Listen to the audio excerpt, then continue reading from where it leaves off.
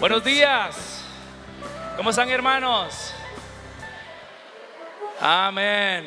Este es el día que el Señor nos ha regalado y nos alegraremos, nos gozaremos en Él.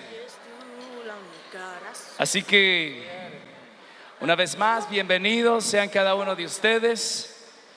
Qué lindo es estar o habitar los hermanos juntos en armonía, ¿verdad? Amén. Dale ese aplauso fuerte a Cristo, pues. Él es bueno. Gloria a Dios. Así que vamos a comenzar. Les voy a pedir que se pongan sobre de sus pies y vamos a dar gracias al Eterno. Papi, muchas gracias por este tiempo, Señor, esta mañana que nos regalas. Nos alegraremos, te alabaremos, te exaltaremos, hacemos fiesta. Señor, gracias, porque qué hermoso es entrar por esas puertas con acción de gracias, Señor, con alabanza, con sacrificio de alabanza. Señor, gracias lo que traemos en nuestros corazones. Dile: lo que traigo en mi corazón, quiero, Señor, ponerlo para adorarte. Lo rindo a tus pies. Recibe mi adoración como un aroma fragante delante de tu presencia. En el nombre de Cristo Jesús. Amén. Amén. Dale ese aplauso fuerte al Rey que se merece todo. Qué bueno es nuestro Dios. Amén, hermanos. Qué bueno es nuestro Dios. Aleluya. Gracias por este nuevo día de vida, Señor. Aleluya. Te adoramos a ti, Jesús. Llevo 40 años o más predicando la palabra y jamás he necesitado de tener un papel delante para predicar, porque tener papeles me pone nervioso. Hay algunos pastores que me dicen: pero tú, ¿cómo eres capaz de predicar sin papeles?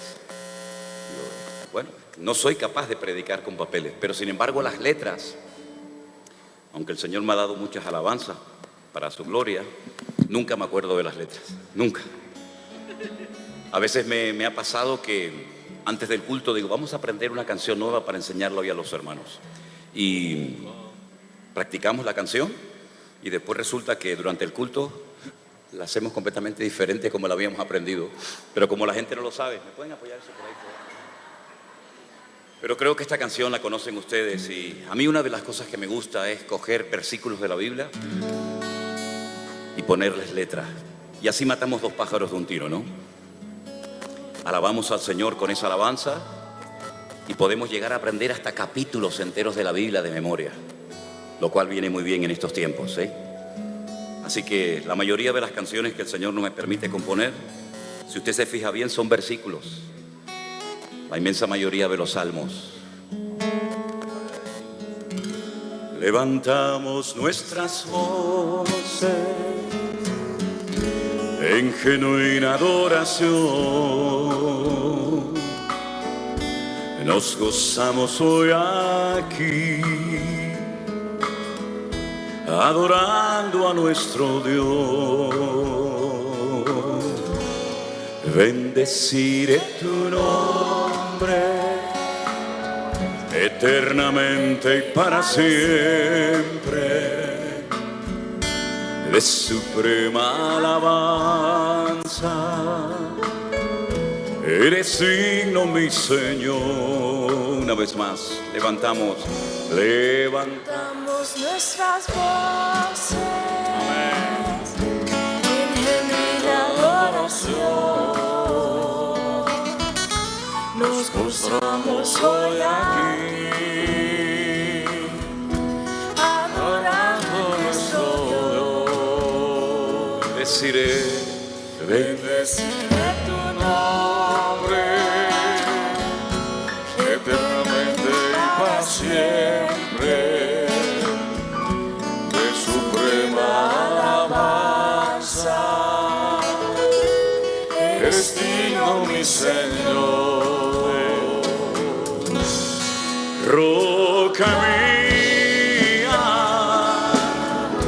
y salvación, no temerá mi corazón. Yo estaré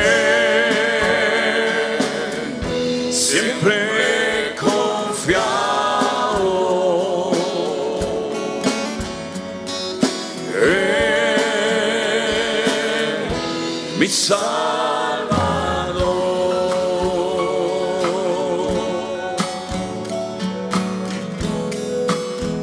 Aleluya, que alabamos, Señor. Toda la gloria para ti, Jesús.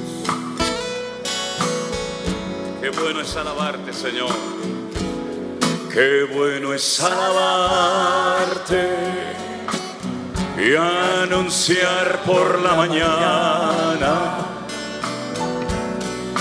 tu misericordia y tu fidelidad.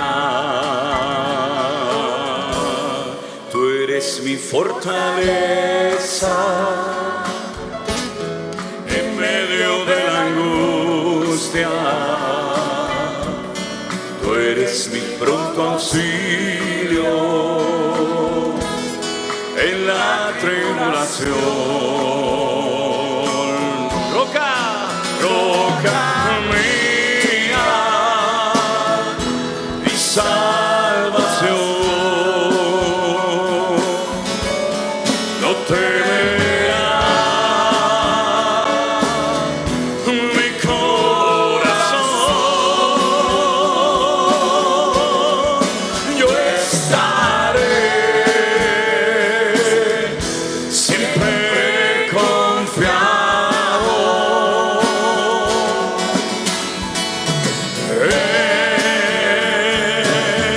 en mi Salvador. Rogaré a mi salvación.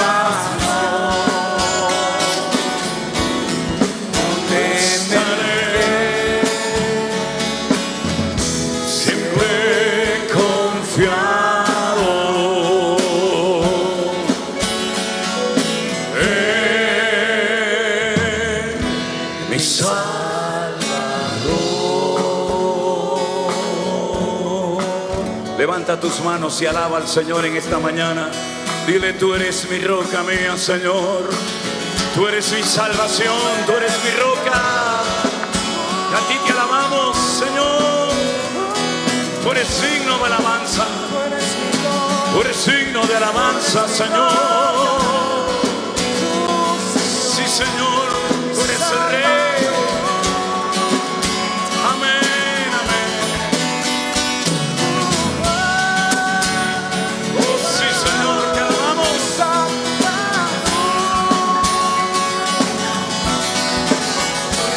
Amén.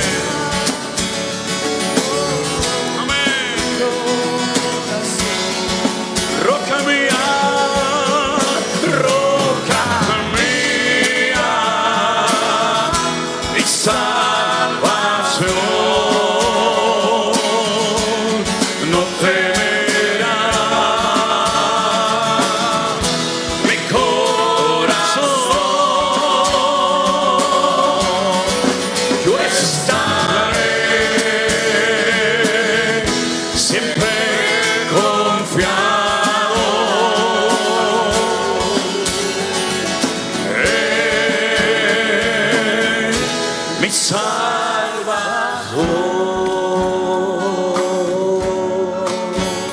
Dele ese fuerte aplauso al Señor.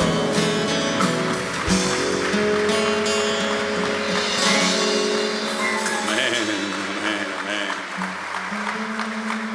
Gloria a Dios. Todos conocemos la historia, ¿verdad?, de esos dos hombres que dice que sintieron en su corazón el anhelo de construir casas, lo cual no hay nada malo en ello. El problema fue que la decisión de uno fue poco sabia. La Biblia dice que por querer avanzar, por querer terminar la casa cuanto antes, la Biblia dice que comenzó a construir sobre la arena. Y todos sabemos lo que pasa cuando construimos sobre la arena, ¿no? Durante un tiempo todo funcionó hasta que comenzó a dar el viento, la lluvia, los ríos, el agua. Y dice que la casa se desmoronó y fue grande su ruina. Por el contrario, su vecino construyó también otra casa, pero sobre una roca, un fundamento lo suficientemente sólido para aguantar la tormenta. Y aquí hay un reflejo de lo que puede ser tu vida. Puedes hacer muchas cosas para ti importantes, tal vez para Dios nada importantes, pero sea como sea, asegúrate siempre que lo que estás haciendo es la voluntad de Dios, para no perder el tiempo, ni para perder energía, ni para entusiasmarte con cosas que realmente en el fondo no son de Dios. Procura que el fundamento de tu vida, de tu hogar, de tu negocio, de tu carrera, de tu profesión, sea la roca firme, que es la palabra del Señor. Y así cuando vengan problemas y presiones y luchas por todas partes, tú vas a poder permanecer, porque el que está en Cristo permanece en Cristo y puede caminar en victoria y mantenerse firme contra las acechanzas del enemigo. Así que procura siempre que la roca, el fundamento sólido de tu vida, sea el Señor Jesús. ¿Cuántos dicen amén? Dale un fuerte aplauso a Él en esta mañana. Aleluya.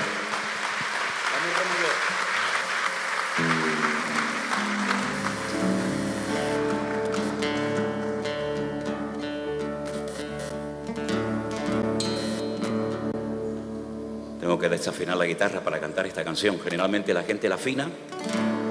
Yo la tengo que desafinar para que suene así. Tu palabra alimenta mi alma, tu palabra alumbra mi camino, tu palabra guía mis pasos de noche y de día. Tu palabra convierte el alma, tu palabra fortalece mi fe, tu palabra me ha hecho libre, me da vida. Vamos todos. Tu palabra alimenta mi alma, tu palabra alumbra mi camino, tu palabra guía mis pasos de noche y de día. Tu palabra convierte el alma, tu palabra fortalece mi fe, tu palabra me ha hecho libre, me da vida. ¡Qué hermosa es tu palabra! Más dulce que la miel es tu palabra. ¡Arriba! ¡Qué hermosa es tu palabra! Más dulce que la miel es tu palabra. Escucha. Tu palabra nunca pasará, tu palabra es poderosa, tu palabra llena mi vida cada día. Tu palabra me renueva, tus promesas me bendicen, tu espíritu me guía, la verdad. Vamos todos. Hermosa es tu palabra, más dulce que la miel, más dulce que la miel es tu palabra. Fuerte. Hermosa es tu palabra, más dulce que la miel es tu palabra. A ver, ustedes fuerte. Hermosa es fuerte, vamos. Tu palabra. Que la miel es tu palabra. Hermosa es tu palabra, Señor. Hermosa es tu palabra. Más dulce que la miel es tu palabra. Tu palabra alimenta mi alma, tu palabra alumbra mi camino, tu palabra guía mis pasos de noche y de día. Tu palabra convierte el alma, tu palabra fortalece mi fe, tu palabra me ha hecho libre, me da vida. Hermosa es tu palabra, más dulce que la miel es tu palabra. Hermosa es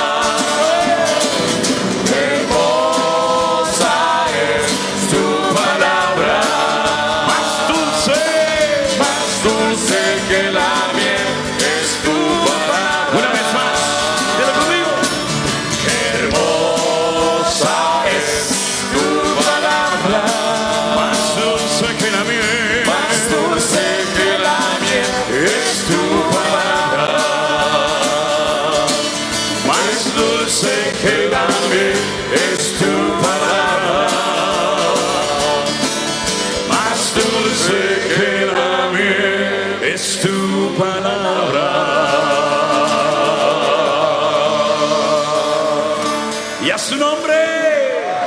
Amén. Gloria a Dios. Abraza a tu hermano, dile, hermano, qué bendición tenerte esta mañana con nosotros aquí. Quiero que le demos en esta mañana muchas gracias al Señor, a un hermano que sin él sería imposible. Por favor, tomen asiento. Sí, gracias. Esperen, porque no saben quién es.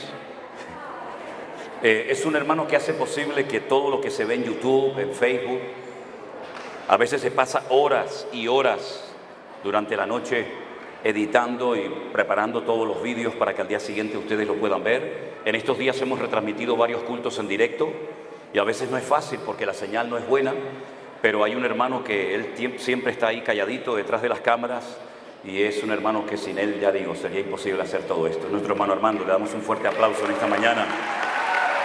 Bendiciones, Armando, bendiciones. Gloria a Dios.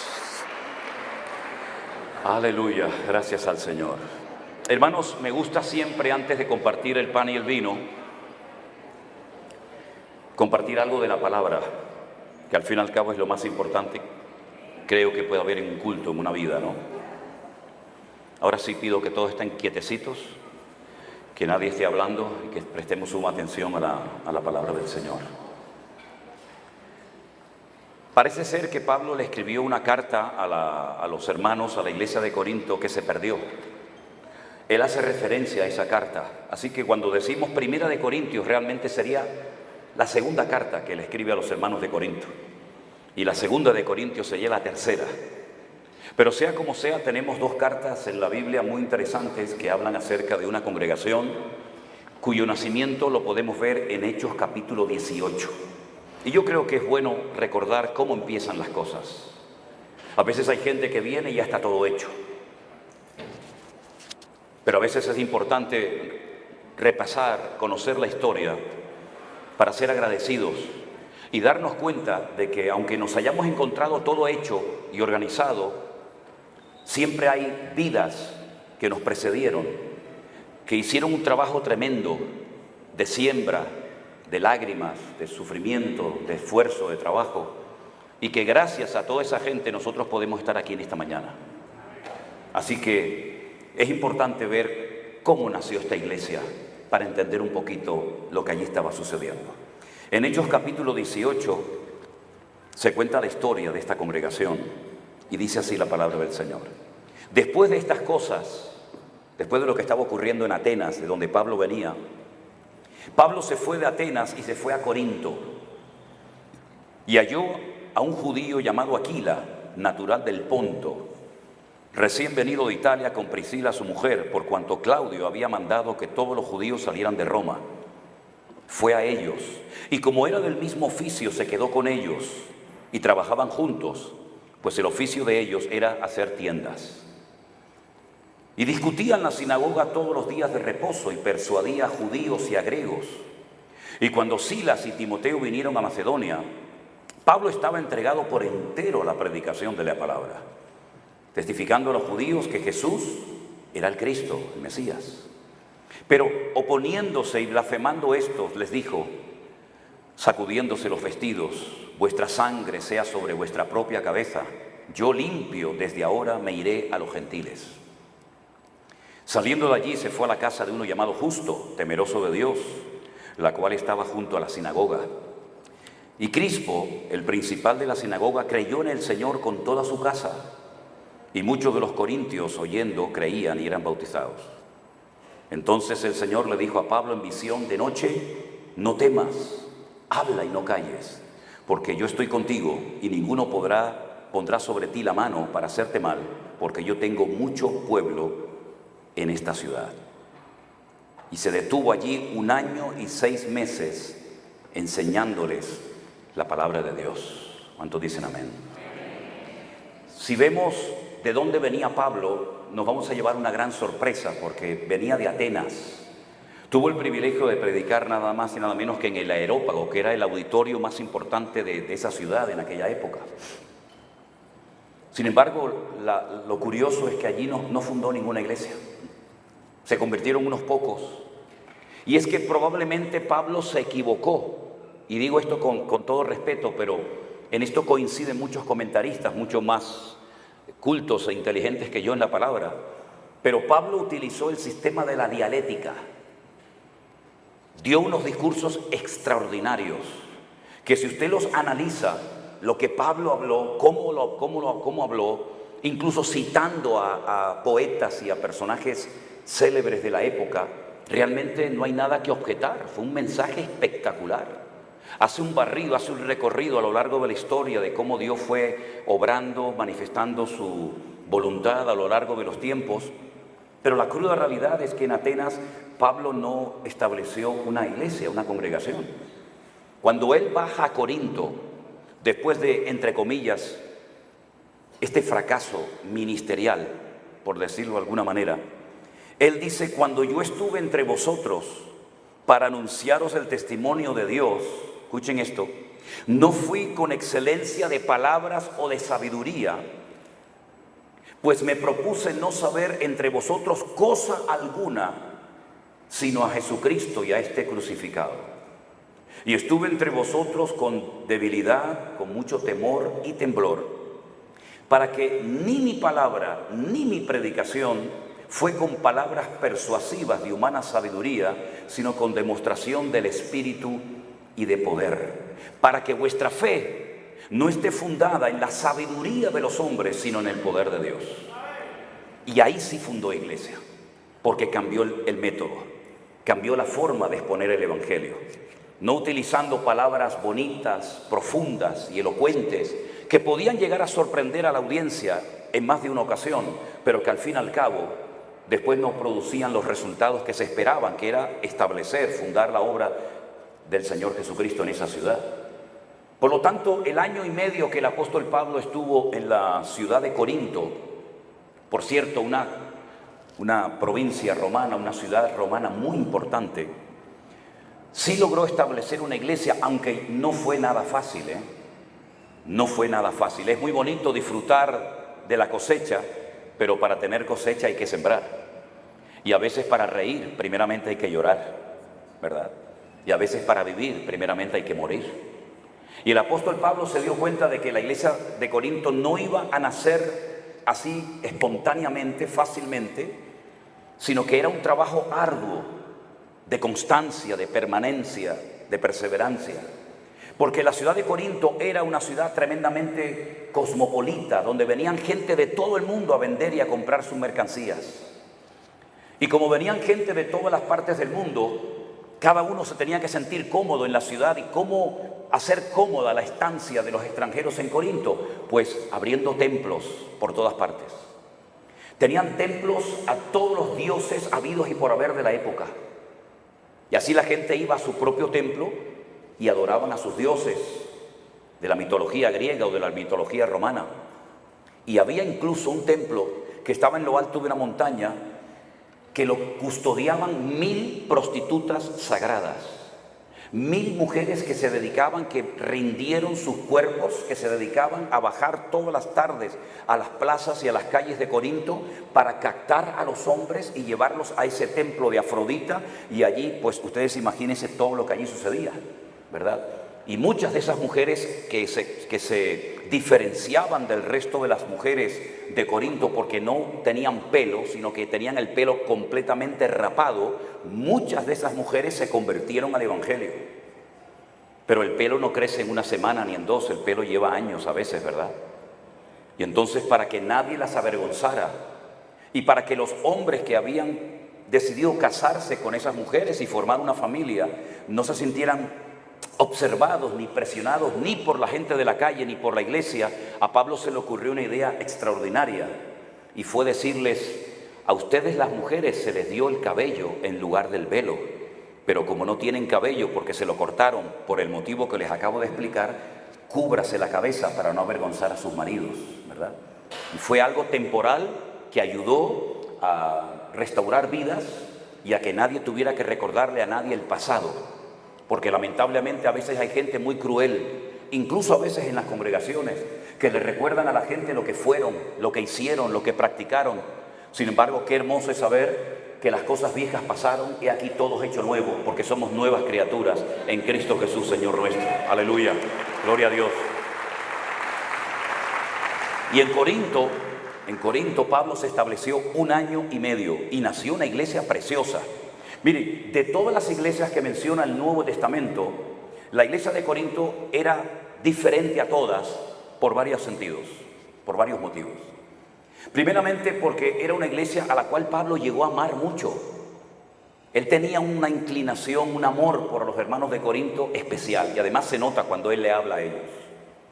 Incluso a veces cuando les escribe alguna carta, alguna epístola, él dice, bueno, las cartas pueden parecer muy duras, pero luego la presencia corporal como que aminora, ¿no? Baja el tono. Pero además era una iglesia que le habían dado mucha importancia a los dones del Espíritu Santo. Dicho sea de paso, los dones, los carismas del Espíritu Santo no han caducado. El Señor es el mismo ayer, hoy y por los siglos, y el Señor en ninguna parte de la Biblia nos dijo que cuando llegara un tiempo en la historia de la cristiandad o de la iglesia, los dones del Espíritu Santo desaparecerían. Bueno, eso es lo que algunos predican y creen. Pero la palabra del Señor nos enseña que todo lo que el Señor ha prometido para la iglesia del siglo I estaba en vigencia en el siglo II, en el IV, en el V y en nuestra época también. El Señor no ha menguado su poder ni su autoridad, sino más bien todo lo contrario. Yo creo que hay que potenciar todo lo que el Señor tiene para la iglesia y no vivir vidas raquíticas, mediocres o anoréxicas espiritualmente hablando, sino ir a por todas y anhelar todo lo que el Señor tiene para nuestras vidas. El problema no estaba en el uso de los dones, el problema estaba que las personas que se dejaban en un momento determinado usar por alguno de estos dones que aparecen en 1 Corintios capítulo 12, su testimonio no coincidía con lo que hacían o con lo que decían. Y es ahí donde tiene que intervenir el apóstol Pablo, al ver que algo tan bonito se ha convertido en un circo, en un mal testimonio y en algo que está causando división interna a la congregación y un testimonio muy malo públicamente hablando. Pero fíjense que en el capítulo 1 Pablo dice, yo le doy gracias a Dios siempre por vosotros, por la gracia que Dios derramó sobre ustedes, porque en todas las cosas fuisteis enriquecidos, en toda palabra, en toda ciencia, así como el testimonio acerca de Cristo ha sido confirmado en vosotros. De tal manera, dice el verso 7, que nada os falta en ningún don, esperando la manifestación de nuestro Señor Jesucristo. Era la única iglesia del Nuevo Testamento que conocían cómo operaban, cómo se manifestaban todos y cada uno de los dones del Espíritu Santo. Pero a esos hermanos que felicita y por los cuales da gracias en el capítulo 1, si usted pasa la página, en el capítulo 3, mire lo que les dice: hermanos, no pude hablarles como a espirituales, sino como a carnales, como a niños en Cristo. Os di a beber leche y no vianda, porque aún no erais capaces, ni sois capaces todavía, porque aún sois carnales, pues habiendo entre vosotros celos, contiendas y disensiones, ¿no sois carnales y andáis como los hombres? Fíjense, aparentemente una iglesia tan espiritual que nada le faltaba en ningún don. Unas cuantas páginas más adelante el Señor le llama a esa congregación niños carnales, porque entre vosotros todavía se siguen manifestando algunas obras de la carne que ya tenían más que estar desterradas a estas alturas de vuestra comunión y de vuestra relación con el Señor. Pero lamentablemente Pablo sabía perfectamente que se habían creado pequeños grupos dentro de la congregación, y más que grupos, en el texto original griego dice cismas, unas separaciones, un abismo entre familias, entre hermanos de la iglesia, porque unos decían yo soy de Pablo y otros decían yo soy de Apolos. Y Pablo les contesta y les dice, pero ¿quién es Pablo y quién es Apolos? Servidores por medio de los cuales habéis creído, y eso según la gracia que el Señor le concedió a cada uno. Pablo dice, yo planté, Apolos regó, pero el crecimiento, quien lo ha dado, ha sido el Señor.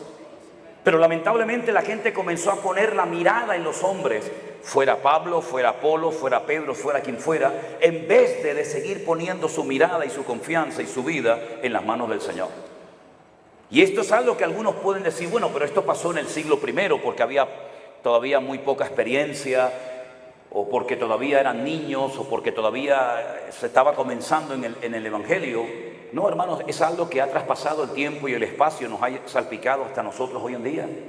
Hay gente hoy en día que tiene más devoción y más admiración al que le predica que al que el predicador representa, que es el Señor.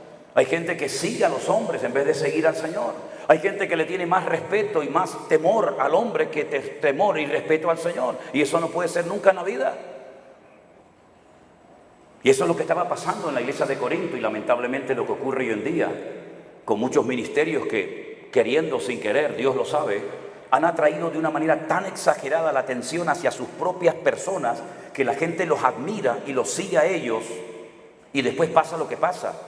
Gente se sale de las iglesias desilusionados, heridos, etcétera, etcétera, porque pusieron una excesiva confianza en los hombres, en los instrumentos que en un momento determinado podía estar utilizando el Señor, en vez de poner su mirada única y exclusivamente en el Señor Jesús. Y el apóstol Pablo no le ríe la gracia, no le hace ninguna ilusión, no le alegra el corazón el oír que hay gente en la iglesia que lo quieren a él más que a Apolos, o Apolos más que a él. No, al contrario, él dice, eso es producto de vuestra inmadurez, de vuestra carnalidad, de vuestro infantilismo espiritualmente hablando. Es curioso porque este problema de falta de madurez es algo muy repetitivo a lo largo de la historia.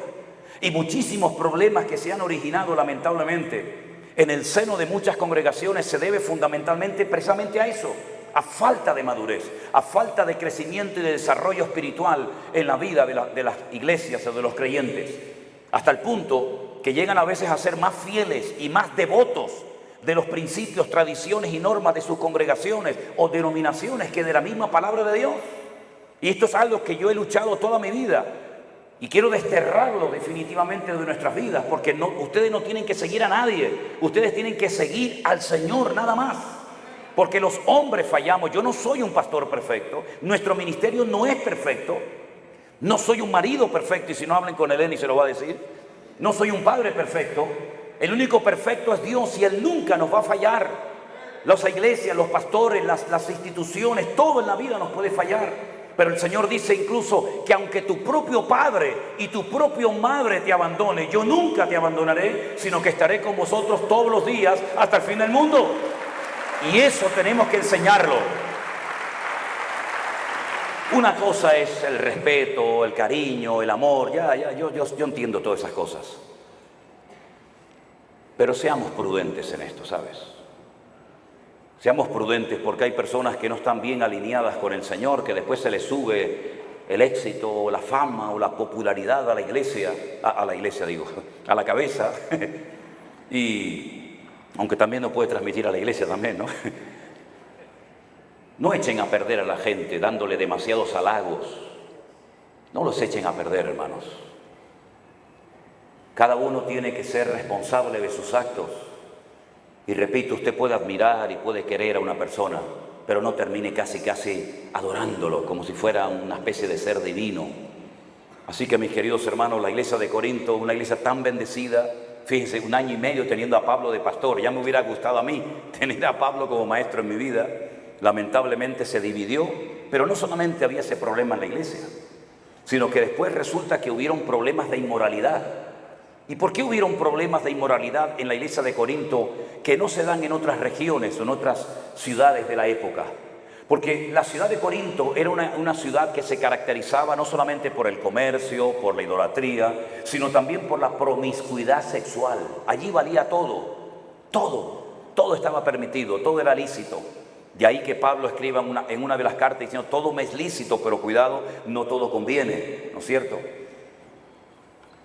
La fidelidad, el respeto a la familia en Corinto no existía. Y el espíritu de la ciudad, el estilo de vida de la ciudad, cuando la iglesia de Corinto bajó la guardia, se comenzó a infiltrar en la iglesia.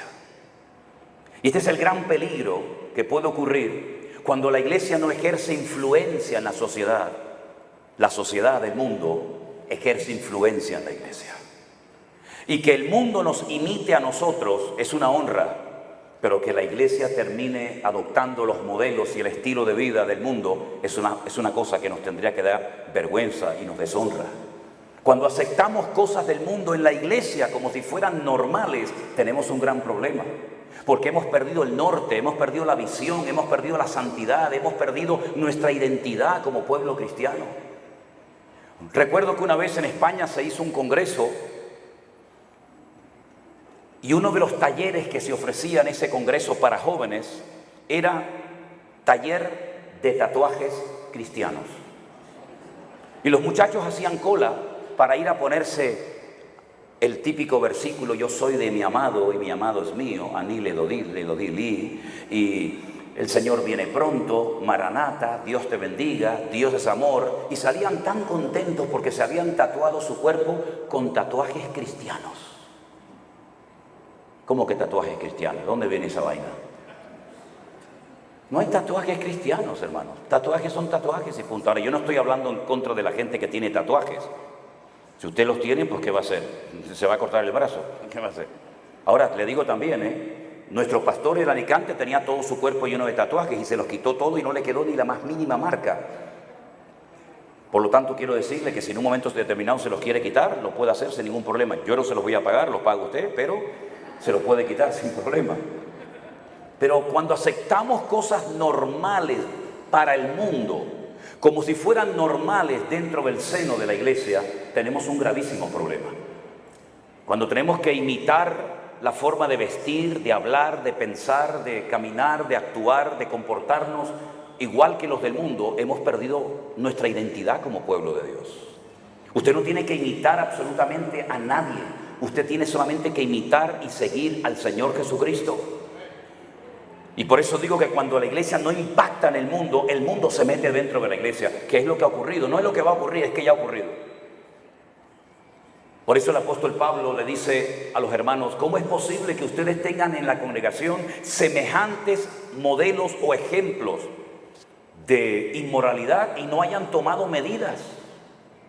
Incluso él llega a decir que a una persona que estaba ahí cometiendo un pecado terrible, dice: expúlsenlo, échenlo de la iglesia un tiempo para ver si vuelve en sí, para ver si reacciona. Claro, hoy en día más de uno diría: pero este hombre no tiene amor, ¿cómo vamos a echar de la iglesia a una persona? Pero cuando usted tiene un problema en su cuerpo, en su salud, le guste o no, usted tiene que entrar al quirófano. Yo he entrado 5 veces al quirófano porque no me ha quedado más remedio. Y cuando hay un problema de tipo espiritual en nuestras vidas, tenemos que extirparlo y tenemos que dejarnos tratar por la palabra de Dios. ¿O no dice la Biblia que la palabra de Dios es una espada? ¿Y una espada para qué es, hermano? ¿Para hacerle cosquilla en la espalda a su marido?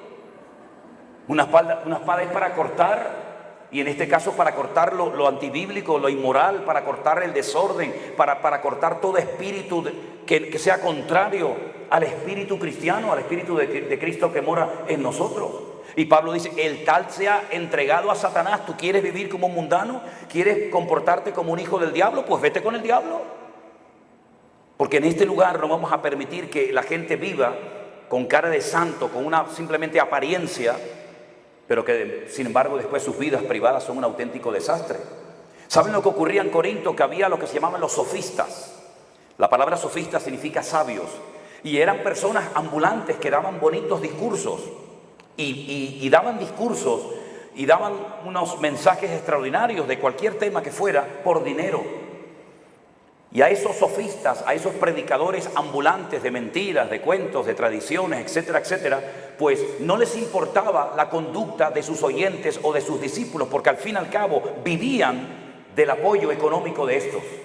Sin embargo, el apóstol Pablo le está enseñando otro modelo de vida a la iglesia, diciéndole: mire, puede ser que se vayan personas de la iglesia y con esa huida o con esa marcha de esas personas puede ser que baje a lo mejor las entradas económicas de la obra, pero la iglesia no es un banco ni es un negocio. ¿Y cuántas veces ha ocurrido que en iglesia no se le llama la atención a una persona porque da mucho dinero a la iglesia? Recuerdo una vez cuando tuve que llamarle la atención a una persona y su padre me cayó encima, bueno, como si hubiera cometido un crimen, y me dice: tienes que tener mucho cuidado cómo nos hablas, porque tienes que recordar que nosotros somos 5 y damos mucho dinero a la iglesia. Y yo le dije, mire amigo, le voy a decir una cosa. A partir de ahora, tiene prohibida cualquier ofrenda, cualquier donativo a esta congregación. De hecho, le dije a los sugieres, cuando pasen por delante de esa familia, no le dejen dar nada de ofrenda, porque yo no me prostituyo ni me vendo por nadie.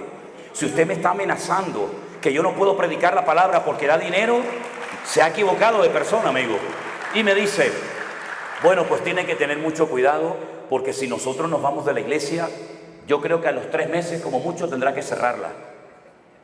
Y le dije, no me esté picando ni vaya por ese camino, porque yo me conozco.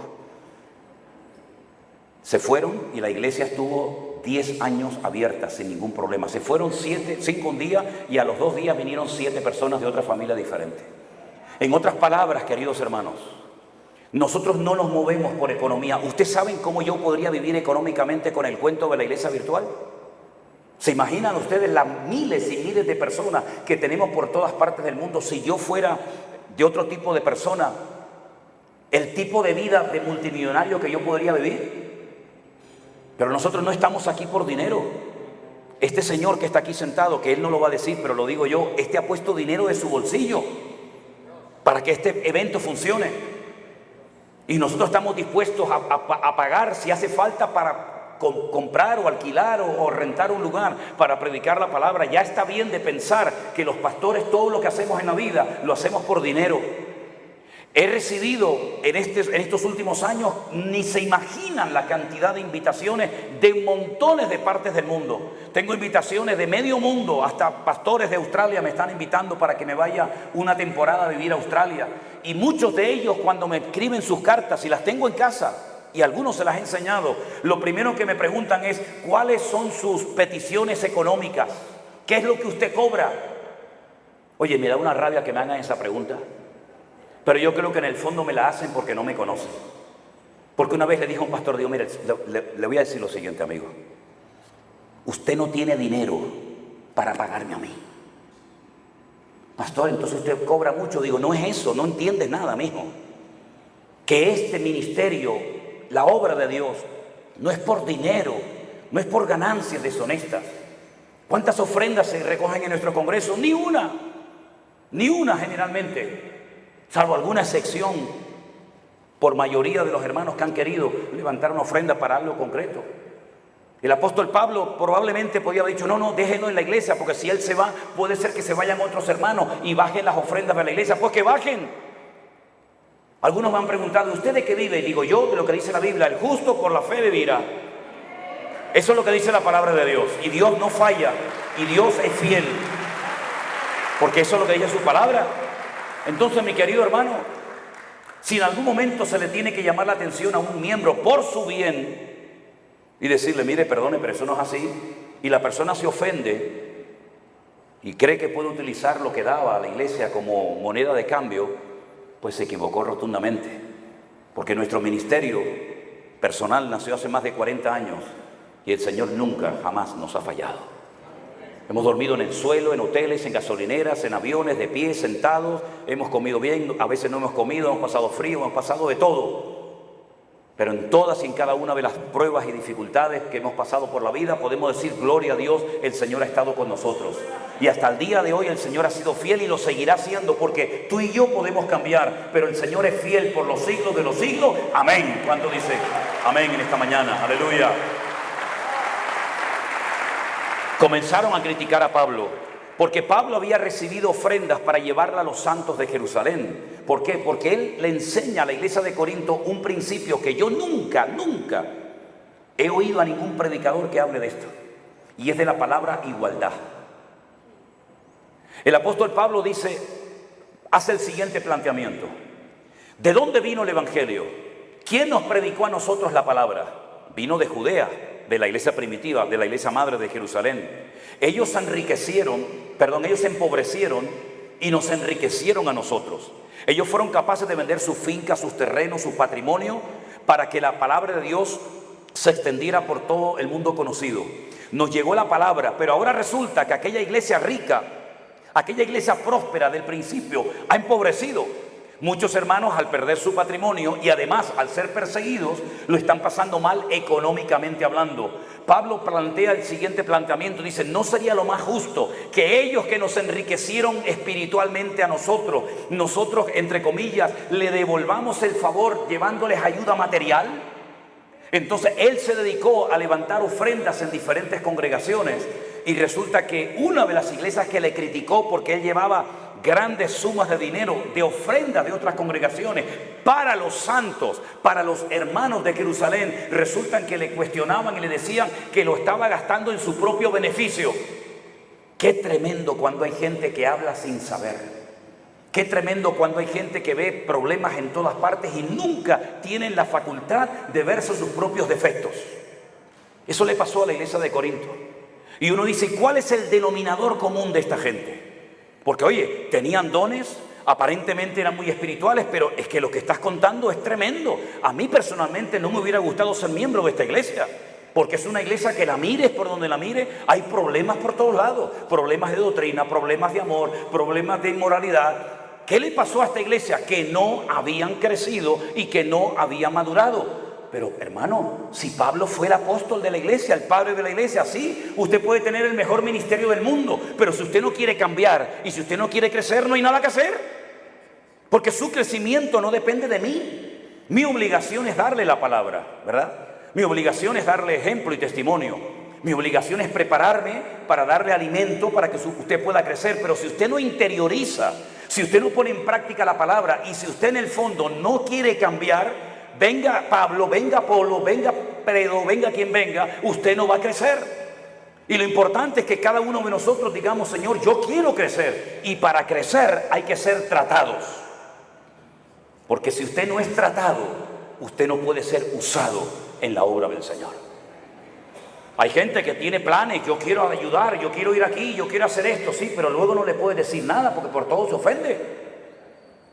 Me acuerdo que una vez estábamos, lo he contado en varias ocasiones, estábamos poniendo al principio de la obra en Tenerife, estábamos poniendo, ¿cómo? Moqueta, alfombra, ¿no? Estábamos allí un señor de más de 70 años y yo de rodillas, cortando, poniendo la moqueta, haciendo lo mejor posible, y me entra un muchacho joven y se para, se pone de pie al lado de nosotros y nos dice: pastor, quiero hablar contigo. Y le dije: bueno, agáchate y habla conmigo. Ayúdame, estamos aquí los dos solos. ¿Vamos hablando o no se puede hablar mientras se trabaja? Digo yo, ¿no? Te agachas, me ayudas, cortamos la moqueta, ponemos el pegamento, lo ponemos y me vas hablando de tus cosas. Y me dice: es que yo no me puedo agachar a trabajar con usted. Y yo lo miro así y le digo: ¿por qué? Porque yo soy cantante. Ay, mira, ¿saben lo que es el cúter, no? Eso que corta, lo solté así en el suelo, me levanté y le digo: mira, te voy a decir una cosa, amigo. Te voy a decir una cosa. Tú eres cantante y no puedes trabajar. Hazme el favor de salir de aquí. Hazme el favor de salir de aquí, porque tú lo que eres es un vago y un cara dura. Aquí hay un señor de más de 70 años conmigo trabajando de las 5 de la mañana que llevamos aquí.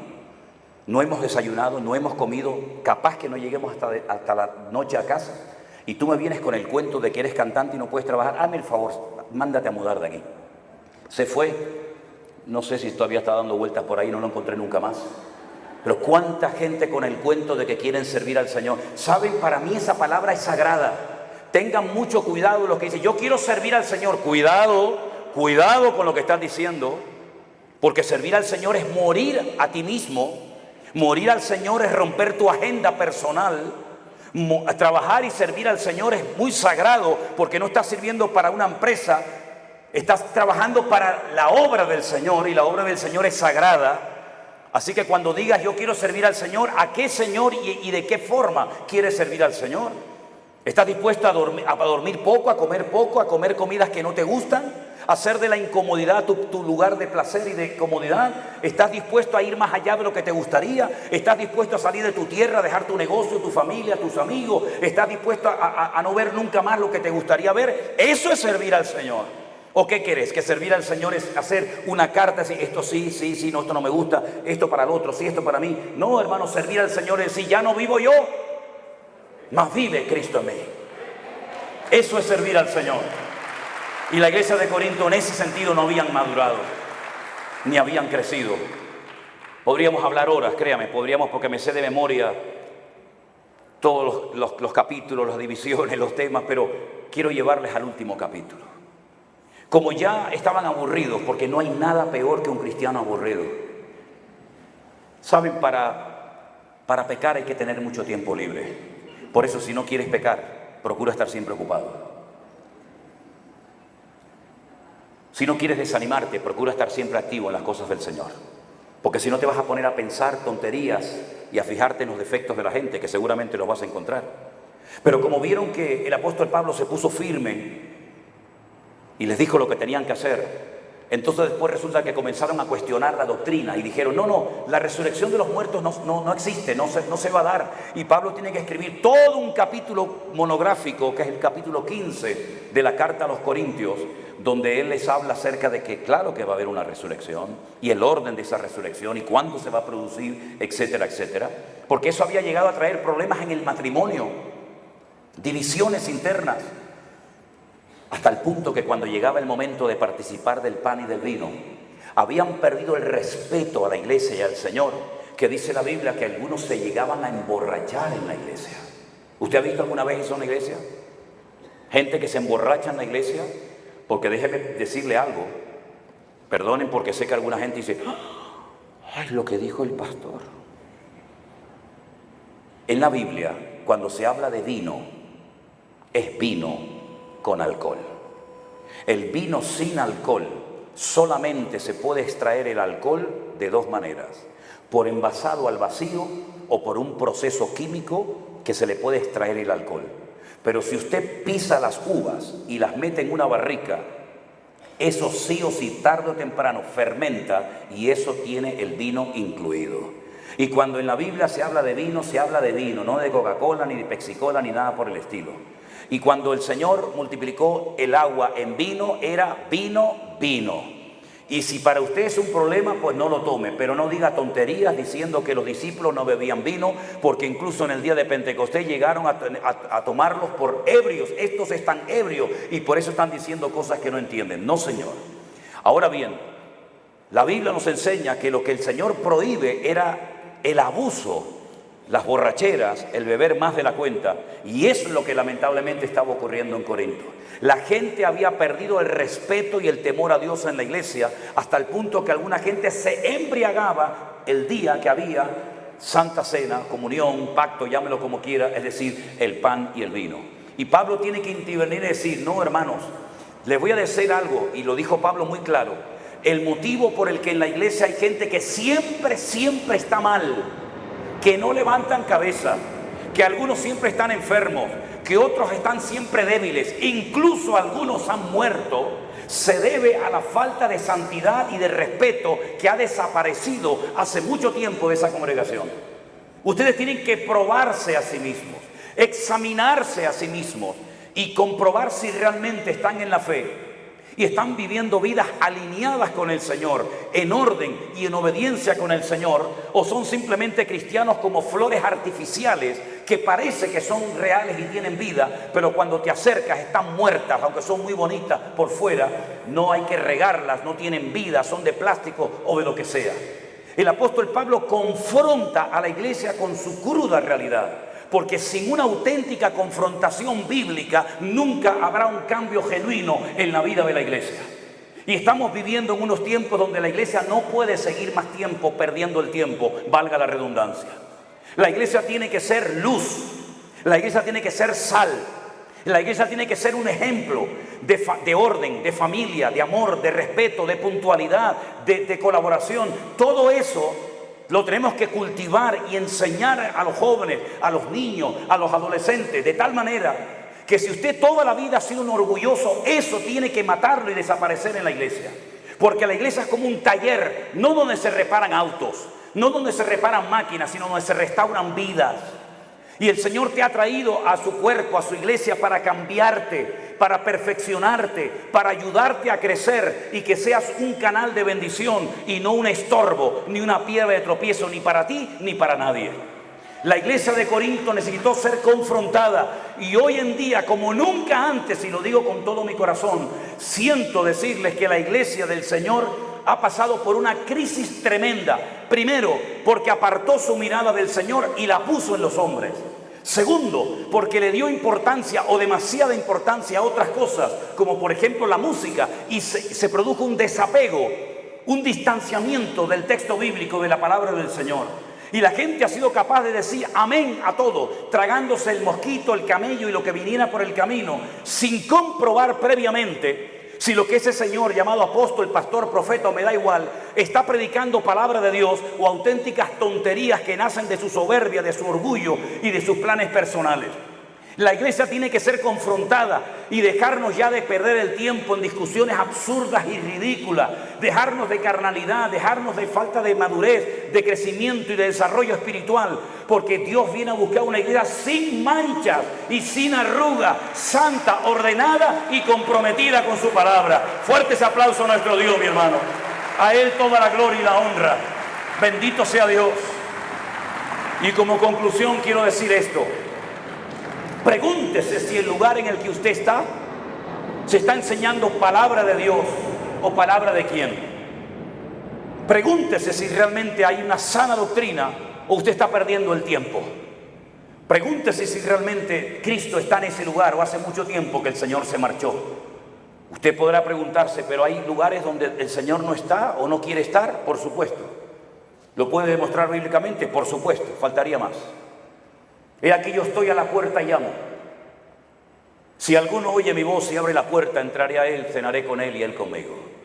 ¿A quién le está hablando el Señor esas palabras?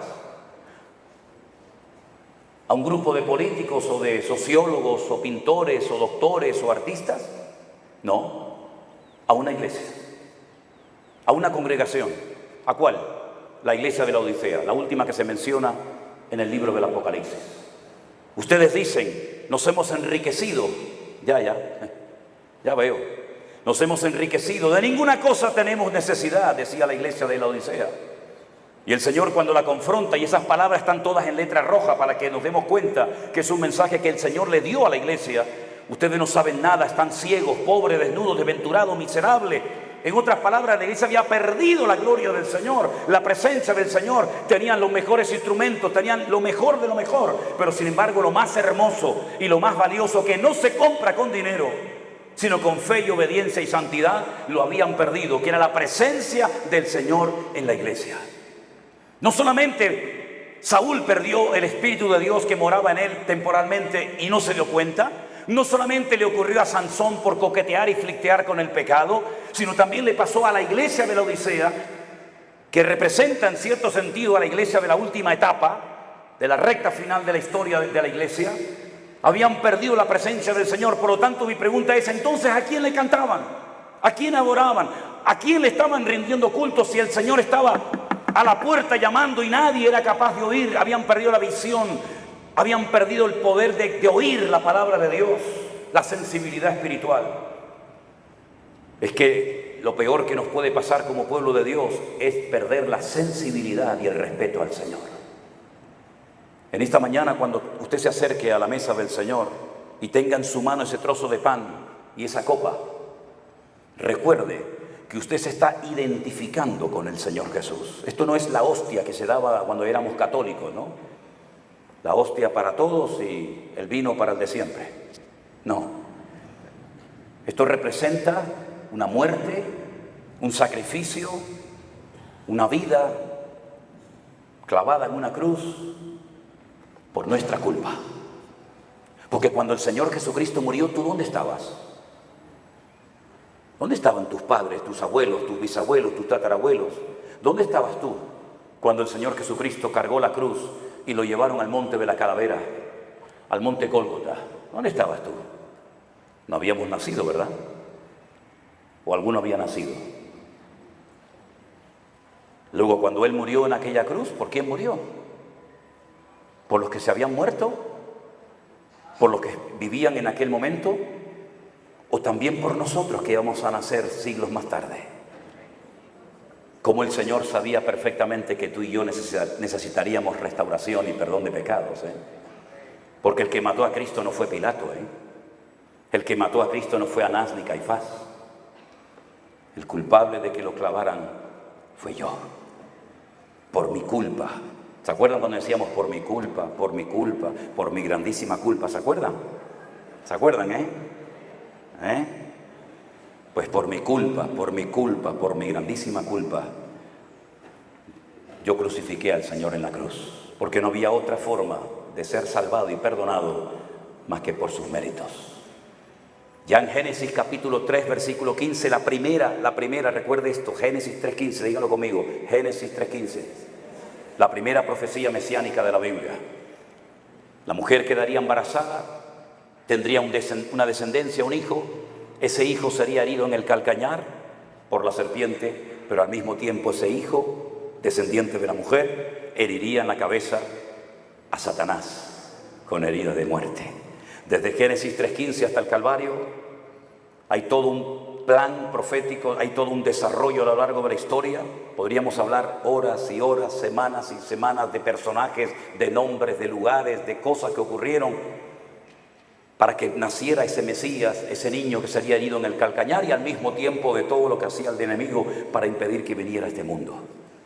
La cuestión está en que un día un hombre, un rey de Israel al cual yo admiro, se llama el rey David. Dice la Biblia que llegó al campamento para llevarle comida a sus hermanos, para ver cómo estaba la paz de sus hermanos en medio de la guerra. Y de repente se encuentra con un gigante llamado Goliat, el cual dice que había provocado durante 40 largos días al pueblo de Dios. David dice: yo iré contra él, porque él viene contra mí con espada y jabalina, mas yo vengo contra ti en el nombre de mi Dios. Y hoy daré tu cabeza y tu carne a las fieras del campo. Y todo este país sabrá que el Dios que manda aquí, que gobierna y controla esta nación, es el Dios de Abraham, de Isaac y de Jacob. Aleluya. Y la Biblia dice que se levantó contra él, ¿sí? Y fue contra él y lo derrotó. No lo dejó herido, lo mató. Y le cortó la cabeza y se la llevó a Jerusalén. Y en Jerusalén subió a una montaña, que es el monte de la calavera, el monte Gólgota o el Calvario, donde siglos más tarde crucificarían al Señor Jesucristo y sería herido en el calcañar, pero la cabeza del diablo, como la cabeza de Goliat se enterró allí, la cabeza de Satanás quedaría herida de por vida. Y por eso podemos caminar hoy nosotros de victoria en victoria, de gloria en gloria y de triunfo en triunfo, porque mayor es el que está en nosotros que el que viene contra nosotros. Aleluya, gloria a Dios. Por eso soy cristiano, por eso sigo al Señor Jesucristo. No porque me hayan comido la cabeza 4 pastores o porque no tenga otra cosa que hacer en la vida, sino porque me gusta estar en el equipo de los vencedores y porque el Señor cambió mi vida. Y quiero que cerremos nuestros ojos en esta mañana y nos preparemos para este momento. Y los hermanos, si quieren, pueden ir pasando a repartir el pan, el vino. Pero quiero que todos ustedes estén ahí tranquilos, quietos, reflexionando y meditando en estas palabras que hemos oído en el día de hoy. Aleluya. Me dan la guitarra, la carpeta, necesito la carpeta.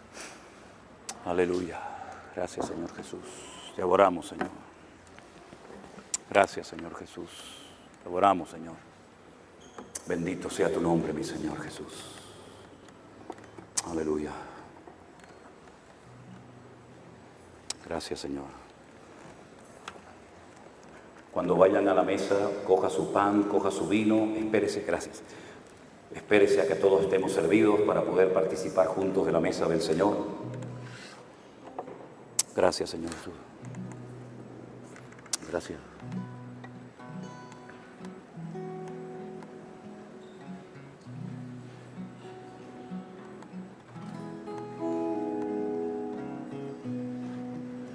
Te adoramos, Señor.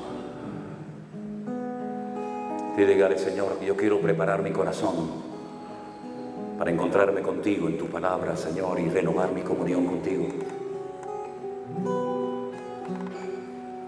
Sí, mayor. No es el momento de volver a nada. No es el momento de abandonar. sigue adelante, mirándolo a Él. Pronto llegaremos al hogar, olvidando lo que queda atrás, extendiéndome a lo que está delante, prosigo a la meta, al llamado de mi Dios, con paciencia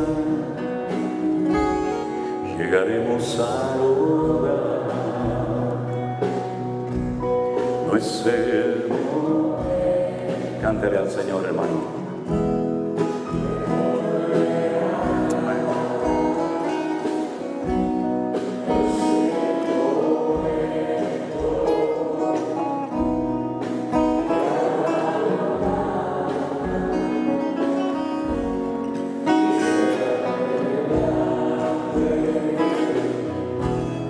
Aleluya.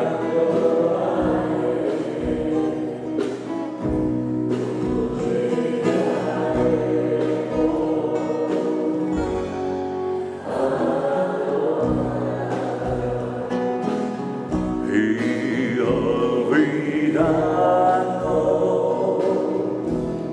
lo que queda atrás, extendiéndome a lo que está delante, prosigo a la meta, al llamado de mi Dios, con paciencia llegaremos a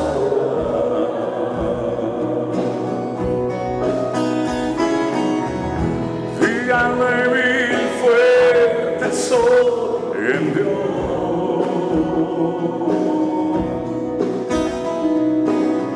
En Cristo yo soy más que vencedor.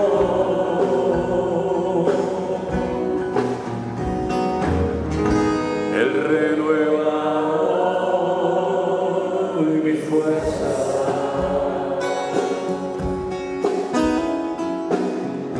Hay victoria en el nombre del Señor.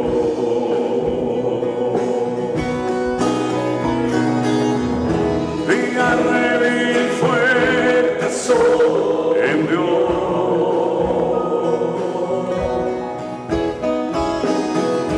Cristo yo soy más que vencedor.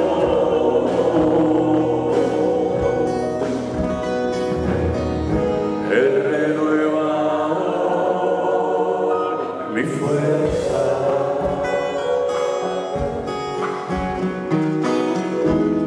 Victoria en el nombre del Señor. No sé el momento, puntéala, te toco la...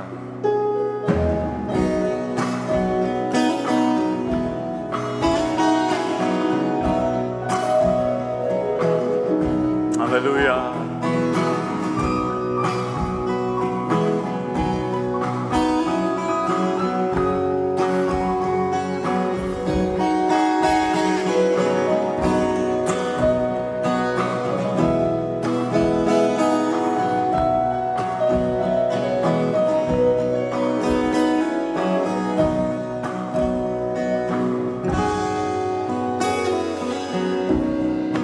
Aleluya.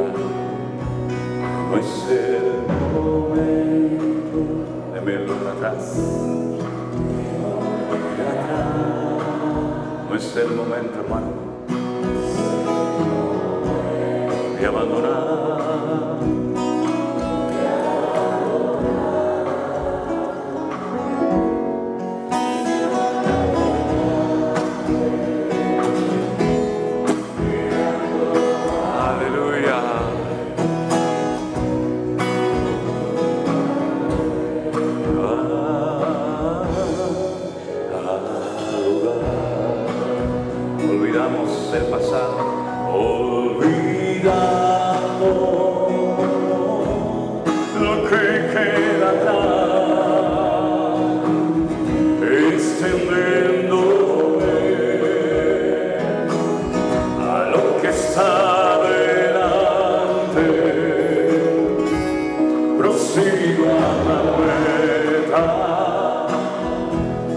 al llamado de mi Dios,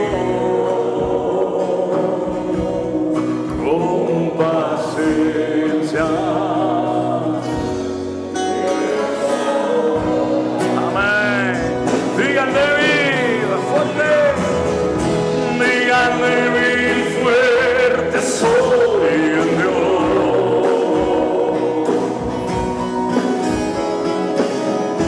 Cristo, yo soy más que vencedor.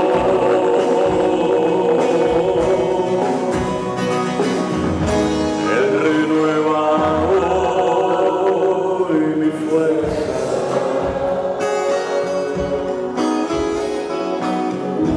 Hay victoria en el nombre del Señor. Díganle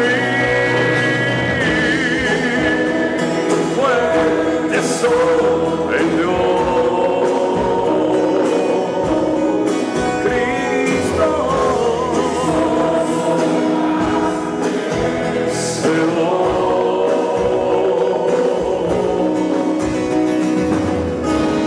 renueva mi fuerza.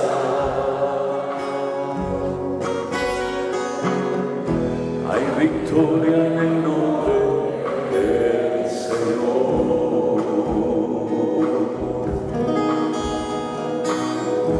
Hay victoria en el nombre del Señor.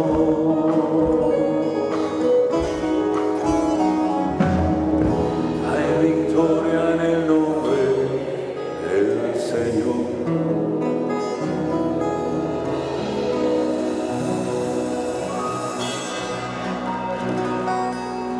Aleluya. Vamos a ponernos de pie todos en esta mañana, por favor, hermanos. Aleluya. Sigue, sigue.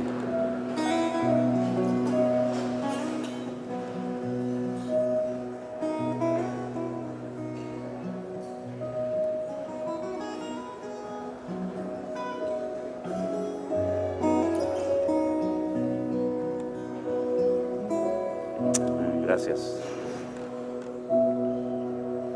Gloria a Dios. Gracias, Señor Jesús. ¿Están todos servidos en esta mañana? ¿Sí? ¿Sí? Amén. Gracias, Jesús. Amén. Solemos leer la porción de 1 Corintios, capítulo 11, cada vez que participamos del pan y del vino. Y déjenme decirles, queridos hermanos, que para mí es un privilegio poder estar en esta mañana aquí en Guatemala, con todos ustedes participando de este momento tan bonito y tan especial. Que Dios nos guarde, nos fortalezca y nos ayude para seguir adelante en sus caminos. Porque siempre he creído que si el apóstol Pablo, inspirado por el Espíritu Santo, dijo que por haber hecho mal la participación de la Santa Cena había enfermedad, debilidad y muerte en la iglesia de Corinto, por hacerlo bien tiene que haber fortaleza, vida y renuevo espiritual en nuestras vidas, ¿verdad? Así que nos acordamos de los enfermos, nos acordamos de todos los que tenemos parientes, amigos, hermanos en Cristo, conocidos, que están pasando momentos difíciles en su salud. Que Dios los bendiga y los fortalezca. Y que la paz de Cristo gobierne siempre tu mente y tu hogar. Y que el lugar del mundo donde más paz haya siempre sea en tu casa. Que siempre tu casa sea un refugio. Lo que más me cuesta de estos viajes no es saludar a tanta gente y estar de pie horas y horas y saluda a uno y habla con otro. Lo que más me cuesta de todo esto es cuando tengo que salir de mi casa y despedirme. Eso es lo que más me cuesta, siempre salgo llorando. Por eso, queridos hermanos y amigos, haz de tu hogar el lugar más hermoso de la tierra. Que haya siempre Shalom, la paz del Señor. De cuando la gente llega a tu casa diga, aquí hay algo. Y ese algo es la presencia de nuestro amado Señor Jesús. Yo recibí del Señor lo que les enseñé.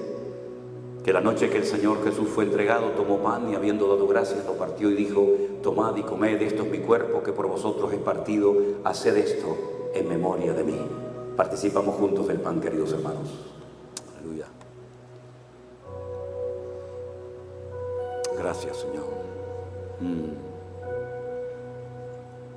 Gracias, Señor.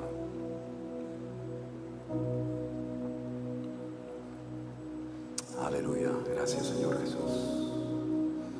Asimismo, tomó la copa después de haber cenado y dijo: esta copa es el nuevo pacto en mi sangre. Haced esto todas las veces que la bebiereis en memoria de mí. Así pues, todas las veces que comas de este pan y bebas de esta copa, la muerte del Señor anunciáis hasta que Él venga. Participamos juntos de la copa, hermanos. Aleluya. Dele gracias al Señor con sus propias palabras ahí, ¿sí? Dile gracias a su amado y querido Salvador. Aleluya. Trae renuevo a nuestras vidas, Señor.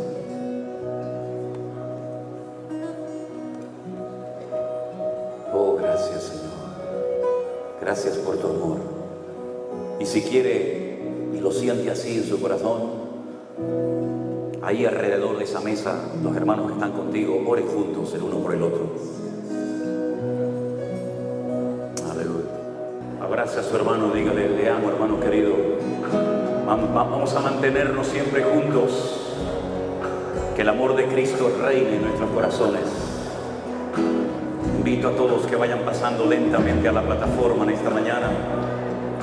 Adorar juntos al Señor.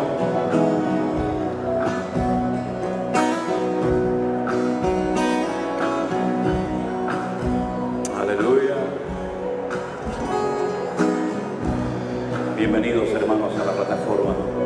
No es el momento de volver atrás.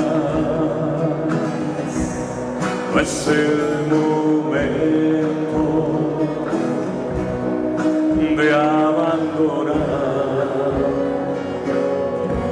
Sigue adelante, mirándolo a Él. Pronto llegaremos al hogar. Olvidando lo que queda. ¡Sí, Señor! ¡Aleluya! Al enemigo yo vencí en el nombre de mi Dios. ¡Aleluya! Camino detrás. Una vez arriba conmigo.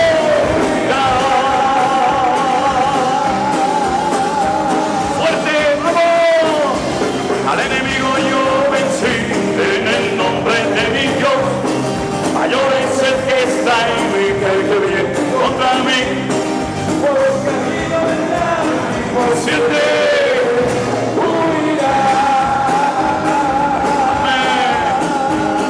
Fuerte arriba. Huirá.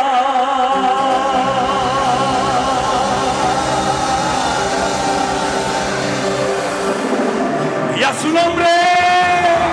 Y a su nombre. Al enemigo yo vencí.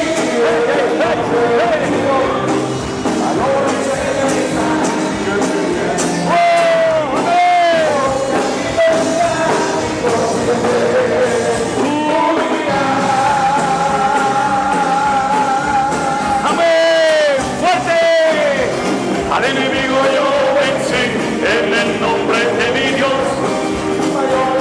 Está en mi cuerpo, viene contra mí. Huirá.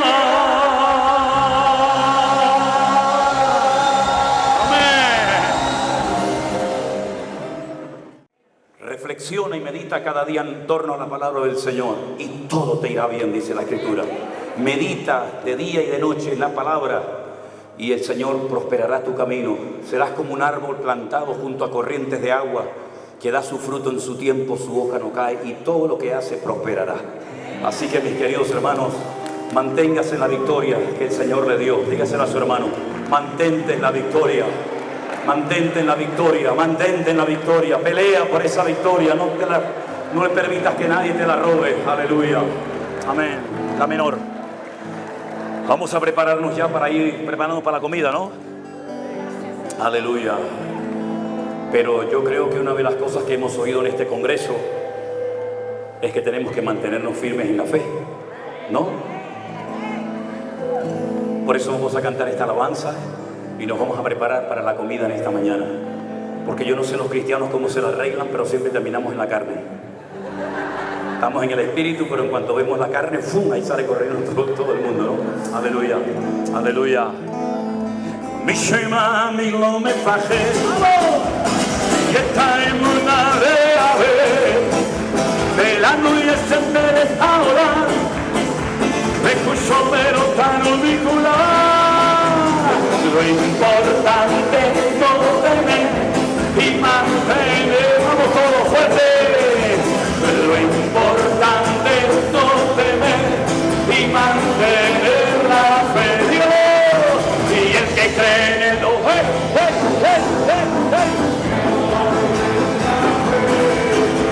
y al rey del universo lo tenemos, de todo lo importante es no temer y mantener la fe. No temer y mantener. Y el que cree en él no tiene miedo. Miedo va a perder nunca la fe.